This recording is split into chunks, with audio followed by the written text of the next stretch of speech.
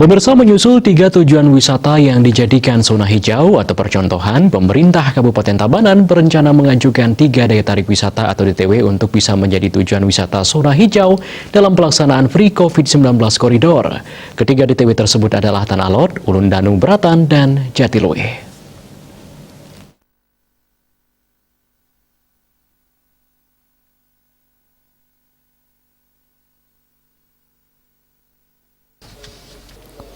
Bupati Tabanan Komanggede Sanjaya mengungkapkan saat ini di Bali baru 3 tempat wisata yang sudah mengantongi zona hijau sekaligus merupakan pilot project. Pihaknya yakin jika 3 titik tujuan wisata tersebut berhasil atau berjalan baik, maka semua kabupaten di Bali akan disona hijaukan untuk merecovery sektor pariwisata.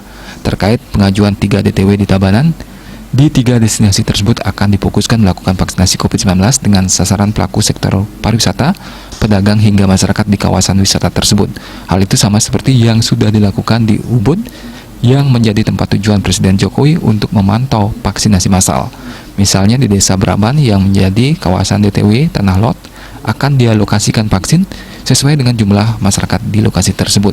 Begitu juga di Jatiluwih dan Ulun Danung Beratan. Terkait hal tersebut, pihaknya sudah mengajukan tambahan alokasi untuk vaksinasi COVID-19. Dengan harapan kedatangan Presiden Jokowi ke Bali, Tabanan bisa mendapatkan tambahan alokasi vaksin. Manik Bisnis Bali melaporkan.